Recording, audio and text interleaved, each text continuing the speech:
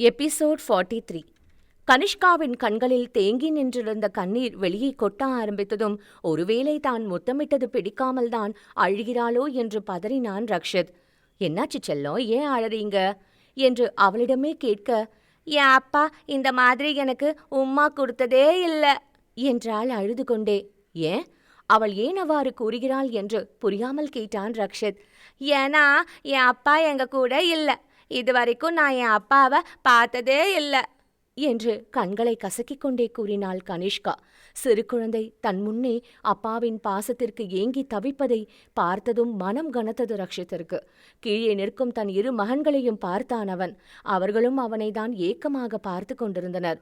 வீட்டிலிருந்தவரை அம்மா என்ற சொல்லுக்கு அர்த்தம் கூட தெரியாது வளர்த்த இரு குழந்தைகளும் பள்ளிக்கு சேர்ந்த முதல் நாளிலேயே மற்ற குழந்தைகள் எல்லாம் நொடிக்கு ஒரு முறை அம்மாவை பற்றி பேசுவதும், மாலையில் பள்ளியிலிருந்து வீட்டிற்கு கூட்டி செல்ல அம்மா மட்டும் தனியாகவோ அல்லது அவர்களது அப்பாவுடன் அம்மாவும் சேர்ந்து வந்து அழைத்து செல்வதை பார்த்ததும் வீட்டிற்கு வந்த இருவரும், அப்பா எல்லாருக்கும் அம்மா இருக்காங்களே, எங்களுக்கு மட்டும் ஏன் அம்மா இல்லை என்ற கேள்வியை தான் கேட்டனர். அன்றிலிருந்தே அது வழக்கமாக தொடரும் ஒரு கேள்வியாக இருக்க, இப்பொழுது தன் கையில் இருக்கும் கனிஷ்காவோ அப்பா இல்லை என்று கூறியதும் ஒருவேளை தன் மகன்களின் நிலைதான் இந்த குழந்தைக்கும் இருக்குமோ அல்லது அவளின் அப்பா உயிரோடு இல்லையோ என்று நினைத்தவன், இந்த 3 குழந்தைங்களும் என்ன பாவம் பண்ணுச்சு, எதுக்கு இவங்களை இப்படி அப்பா அம்மா பாசத்துக்கு ஏங்க வைக்கிறீங்க என்று கடவுளை நொந்து கொண்டான். இருந்தாலும் குழந்தையின் அழுகையை சமாளிப்பதற்காக, எந்த அப்பாவுக்காவது அவங்க குட்டி பாப்பா இப்படி அழுதுட்டே இருந்தா பிடிக்குமா சொல்லுங்க, சீக்கிரமே உங்க அப்பா உங்களை தேடி வருவாரு, ஓகேவா என்று ஆறுதலாக கூறினான் ரக்ஷித். நிஜமா வருவாரா? கண்களின் கிலோ கணக்கில் ஏக்கத்தை தேக்கி வைத்தபடி கேட்டாள் கனிஷ்கா. நிஜமா வருவாரு என்று அவன் கூற, பிராமிஸ் என்று அவள் கையை நீட்டினாள். குழந்தையின் கையில் சத்தியம் செய்ய தயங்கினாலும் இப்போதைக்கு அவள் அழுகையை நிறுத்துவதற்காக வேறு வழி இல்லாமல் நீட்டியிருந்த கனிஷ்காவின் கையில் மேல் தன் கையை வைத்து பிராமிஸ் என்றான் ரக்ஷித். ஜாலி ஜாலி ஜாலி என்று கத்தியவாறே ரக்ஷித்தின் கன்னத்தில் தன் சொப்பு இதழ்களால் முத்தமிட்டாள் கனிஷ்கா. தன் அம்மா யாஷிகாவிற்கு பிறகு அவன் கன்னத்தில் முத்தமிடும் 3வது பெண் கனிஷ்காவாக இருக்க, அந்த கணம் யாஷிகாவோ அவனது கன்னத்தில் முத்தமிட்டதை போல் உணர்ந்தான் ரக்ஷித். நெடுநேரமாகியும் டிராஃபிக் சற்றும் குறையாமல் இருக்க, பொறுமையை இழந்த ரிஷியோ கிடைத்த கேப்பில் சிறிதாக காரின் கதவை திறந்து வெளியே வந்தவன் அங்கு நின்றிருந்த போக்குவரத்து காவலரை நெருங்கினான்.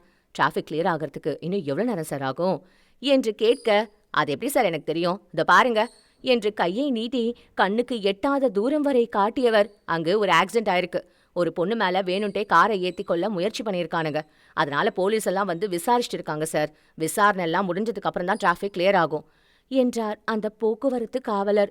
கிட்டத்தட்ட 2 கிலோமீட்டர் தூரம் வரை போக்குவரத்து நெரிசல் இருக்கும் என்று யோகித்தவன் தன் காரை சற்று ஓரமாக நிறுத்திவிட்டு அங்கிருந்த ஒற்றையடி பாதை வழியாக 10 நிமிடங்கள் நடந்து ஊருக்குள் வந்தவன் ஒரு ஆட்டோவை பிடித்து கனிஷ்கா படித்து கொண்டிருக்கும் பள்ளிக்கு சென்றான் ரிஷி. கொஞ்ச நேரம் வெயிட் பண்ணுங்க, குழந்தைய கூட்டிட்டு உடனே வந்துருவேன் என்று ஆட்டோ டிரைவரிடம் கூறிவிட்டு உள்ளே வந்தவனை மடக்கி நிறுத்தினார் பிரின்சிபல். இருவரும் ஒரு மரத்தின் அருகில் நின்று பேசிக் கொண்டிருந்தனர். தூரத்திலேயே ரிஷி வருவதை பார்த்ததும், என் மாமா வந்துட்டாரு என்று சிரித்துக்கொண்டே கூறியவள் உடனே ரக்ஷித்திடமிருந்து கீழே இறங்கி ரிஷியை நோக்கி ஓட ஆரம்பித்து விட்டாள் கனிஷ்கா. பாப்பா பார்த்து போ, மெல்லமா போ என்று ரக்ஷித் கூற, சற்று தூரம் சென்ற பிறகு அவனை திரும்பி பார்த்தாள் கனிஷ்கா.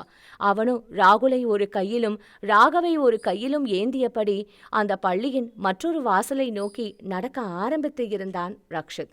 அவனை ஒரு ஏக்க பார்வை பார்த்துவிட்டு தன் மாமாவிடம் ஓடி வந்தாள் கனிஷ்கா. அவளை பார்த்தவுடன், கனிமா என்று கையில் அள்ளிக்கொண்டான் ரிஷி. என்ன சார், காலையில் ஃபர்ஸ்ட் டே ஸ்கூலு, அதனால சீக்கிரம் விட முடியுமான்ற மாதிரி கேட்டீங்க, ஆனா ஈவினிங் இவ்வளோ லேட்டா வந்திருக்கீங்களே என்று பிரின்சிபல் கேட்க, சாரி சார், வர வழியில டிராஃபிக் ரொம்பவே அதிகமா இருந்தது, அதனால தான் லேட்டு என்றான் ரிஷி. ஓகே சார், இன்னைக்கு ஃபர்ஸ்ட் டேன்றதுனால ஓகே, நெக்ஸ்ட் டைம் இந்த மாதிரி லேட்டாக வராதிங்க, ஏன்னா இந்த ஒரு குழந்தைக்காக அவங்க கிளாஸ் டீச்சர்லேருந்து நான் வரைக்கும் எல்லாரும் 1 ஹவராக வெயிட் பண்ணிட்டு இருக்கோம் என்றார் பிரின்சிபல். அனைத்து குழந்தைகளும் வீட்டிற்கு கிளம்பிய பிறகுதான் அவர்களது வகுப்பாசிரியர் கிளம்ப வேண்டும் என்பது எழுதப்படாத விதியாக இருக்க, என்னதான் ரக்ஷித்தோடு கனிஷ்கா இருந்தாலும் அவளை ரிஷியிடம் ஒப்படைக்கும் வரை தூரத்திலிருந்து அவளை கண்காணித்துக் கொண்டு இருந்தார் மௌலன். பிரின்சிபலிடம் நன்றி கூறி விடை பெற்றவன் தன் கனிமாவை தூக்கிக் கொண்டு வெளியே வர அங்கு அவனுக்காக காத்திருந்து ஆட்டோவில் ஏறிக்கொண்டான் ரிஷி. ஏன் மாமா கார்ல வராம இதுல வந்திருக்க? பிறந்ததிலிருந்தே ஆட்டோவில் செல்லாதவள் முதல் முறையாக ஆட்டோவில் பயணம் செய்வதால் கேட்டு வைக்க, மாமாவோட காரு ரொம்ப தூரத்துல நிற்குதுடா, ஒரே டிராஃபிக்கு என்றான் ரிஷி. அவன் இறங்க வேண்டிய இடம் வந்ததும் பணத்தை செலுத்திவிட்டு மீண்டும் கனிஷ்காவை தூக்கிக் கொண்டு தன் காரை நிறுத்தியிருந்த இடத்தை நோக்கி நடக்க ஆரம்பித்தான் ரிஷி. கோட் சூட் அணிந்து கொண்டு ஆட்டோவில் வந்து இறங்கியதோடு மட்டுமல்லாமல் 4 மணி ஆகியும் உச்சி வெயிலை போல் வெயில் கொளுத்தி எடுக்க கையில் ஒரு குழந்தையுடன் நடந்து செல்பவனை வினோதமாக பார்த்தனர் அந்த ஊர்க்காரர்கள். 10 நிமிட நடைப்பயணத்திற்கு பிறகு காரை வந்தடைந்ததும் லாக்கை ஓபன் செய்து முதலில் கனிஷ்காவை அமர வைத்து அவளுக்கு சீட் பெல்ட் போட்டுவிட்டு டிரைவர் சீட்டில் வந்தமர்ந்தான் ரிஷி. அப்பொழுது டிராஃபிக் சற்று குறைந்திருந்தது. காரின் கண்ணாடியை கீழே இறக்கிவிட்டு சிறிது நேரம் கழித்து ஏசியை ஆன் செய்து காரை ஓட்ட ஆரம்பித்தான். அதுவரை காலையில் பள்ளியில் ரிஷி அவளை விட்டு சென்றதிலிருந்து இப்பொழுது கூட்டி செல்ல வரும் வரை நடந்த அனைத்தையும் தன் மாமாவுடன் அளவலாவிக் கொண்டிருந்தாள் கனிஷ்கா. இறுதியாக ரக்ஷத்தின் ஞாபகம் வர, என் அப்பா யாரு மாமா? அவர் பேர் என்ன? எதுக்கு என்ன பார்க்க இன்னும் வரவே இல்லை? அவரு எப்படி இருப்பாரு? அவருக்கு என்ன பிடிக்குமா பிடிக்காதா என்ற கேள்வியை ரிஷியிடம் அடுக்கினாள் கனிஷ்கா. என்றாவது ஒரு நாள் அவள் இந்த கேள்வியையெல்லாம் கேட்பாள் என்று நினைத்திருந்தான் ரிஷி. ஆனால் பள்ளியில் சேர்ந்த முதல் நாளே கனிஷ்கா அவ்வாறு கேட்டதும் அதிர்ச்சியில் காரை சடன் பிரேக் அடித்து நிறுத்தியவன், எதுக்குடா அப்பா எல்லாம்? அதான் உனக்கு அம்மாவும் மாமாவும் இருக்கோமே என்று குரல் கம்ம கேட்டான் ரிஷி. ஐயோ மக்கு மாமா, நீயும் அப்பாவும் ஒன்னா?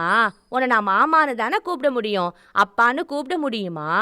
அப்பாவை மட்டும்தான் அப்பான்னு கூப்பிட முடியும், அது கூட தெரியாதா உனக்கு என்று அழகாய் தலையில் அடித்துக்கொண்டு பெரிய மனுஷியைப் போல் கூறியவளை ரசிக்கும் மனநிலையில் இல்லை ரிஷி. என்னதான் அவள் சிரித்த முகத்துடன் சாதாரணமாக இவ்விஷயத்தை கூறினாலும் அச்சிறு குழந்தை அப்பாவின் பாசத்திற்காக ஏங்கி தவிப்பதை பார்க்கும் பொழுது மனம் நொறுங்கியது ரிஷிக்கு. இரு பெரும் பணக்கார குடும்பங்களின் வாரிசாக பிறந்தும் அப்பா அம்மா என்று இருவரும் இருந்தும் கனிஷ்காவை அப்பாவின் பாசத்திற்காக ஏங்க வைத்த விதியை நொந்து கொள்வதா, அல்லது தன் முட்டாள்தனத்தால் அவளை இந்நிலைக்கு தள்ளிய தன் தங்கையை நொந்து கொள்வதா என்று புரியவில்லை ரிஷிக்கு. இந்நேரம் யாஷிகா மட்டும் அவன் கண் முன்னால் இருந்திருந்தால் நிச்சயம் அவளை அடித்திருப்பான். அப்பொழுதுதான் முதல் முறையாக ரக்ஷித்திடம் இருக்கும் அந்த 2 ஆண் குழந்தைகளின் ஞாபகம் வந்தது ரிஷிக்கு. கனிஷ்காவிற்காகவாவது அம்மாவும் அப்பாவிற்கு நிகரான பாசத்தை கொடுக்க மாமாவாக தானும் இருக்கும் பொழுது குழந்தை அப்பாவை நினைத்து ஏங்குகிறாள் என்றால் அவ்விரு குழந்தைகளுக்கும் ரக்ஷித் மட்டுமே இருக்கிறான் எனவும், அந்த வீட்டில் குழந்தைகளுக்கு அம்மாவுக்கு நிகரான பாசத்தை கொடுக்க அத்தை சித்தி என்று யாரும் இல்லாததால் அவ்விரு குழந்தைகளும் தாய் பாசத்திற்கு எப்படியெல்லாம் ஏங்கி தவிப்பார்கள் என்று நினைக்கும் பொழுதே அவர்களை எண்ணி ஏங்கி தவித்தான் ரிஷி. நினைத்ததை சாதிக்கும் வல்லமை படைத்தவன் அவன். காசு பணத்தை கொடுத்து வாங்கக்கூடிய ஒரு பொருள் என்றால் எளிதில் அதை வாங்கி கொடுத்து விடுவான். ஆனால் ஒரு குழந்தைக்கு அம்மாவையோ அப்பாவையோ அவ்வாறு வாங்க முடியாதே. சீக்கிரமே யாஷிகாவிற்கு கல்யாணம் முடித்து அவளுக்கு ஒரு நல்ல கணவனையும் குழந்தையை நல்லபடியாக பார்த்து கொள்ளும் ஒரு அப்பாவையும் கொண்டு வர வேண்டும் என்று முடிவு செய்து அதற்கான வேலைகளை துரிதப்படுத்த ஆரம்பித்திருந்தான். குழந்தையின் இந்த மனநிலையை மாற்றுவதற்காக நேராக ஒரு ஐஸ்கிரீம் பார்லருக்கு அவளை அழைத்து செல்ல அந்த கடையை பார்த்ததும் குதூகலம் அடைந்தவள் அப்பாவை பற்றிய சிந்தனையை மறந்து ஐஸ்கிரீமை விரும்பி சாப்பிட ஆரம்பித்தாள் கனிஷ்கா. ராகுலையும் ராகவையும் அழைத்துக்கொண்டு வீட்டிற்கு வந்தான் ரக்ஷித். அவனது அந்த 5 ஸ்டார் ஹோட்டல் வேலைகள் அனைத்தும் முடியும் தருவாயில் இருக்க அடுத்த மாதம் திறப்பு விழா நடைபெற உள்ளதால் அதனை தினமும் சென்று பார்வையிட வேண்டியிருந்தது ரக்ஷித்திற்கு. எனவே பிள்ளைகளை வீட்டில் விட்டுவிட்டு அந்த ஹோட்டலுக்கு அவன் கிளம்ப, அப்பா எங்க அம்மாவோட பேரையாவது சொல்லுங்களேன் என்று ரக்ஷித்தின் கையை பிடித்து கொண்டான் ராகுல். அம்மா ஏன்பா எங்களை பார்க்கவே வர மாட்டாங்க? எங்கள் கிளாஸில் ஒரு ஃப்ரெண்டோட அம்மா சாமி கிட்ட போயிட்டாங்களாம், அந்த மாதிரி எங்கள் அம்மாவும் சாமி கிட்ட என்று ராகவ் பேச வர அதற்கு மேல் பேசாமல் அவன் வாயில் கை வைத்து தடுத்தான் ரக்ஷித். உயிரோடு இருக்கும் ஒருத்தியை அவ்வாறு நினைக்கக்கூட முடியவில்லை அவனால். உங்க அம்மா பேர் யாஷிகா என்று முதன்முறையாக தன் மகன்களுக்கு அவர்களின் அம்மாவின் பெயரை கூறினான் ரக்ஷித். அப்ப ஏன் அவங்க எங்களை பார்க்க வரவே இல்லை?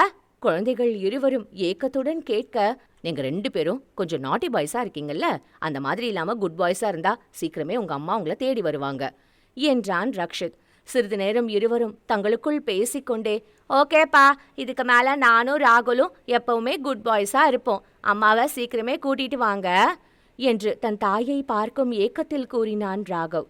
இருவரையும் ஒரு சேர அணைத்துக் கொண்டவன், சீக்கிரமே உங்க அம்மாவை கூட்டிட்டு வரேன் தங்கங்களா என்று கூறிவிட்டு வீட்டிலிருந்து கிளம்பினான் ரக்ஷித்.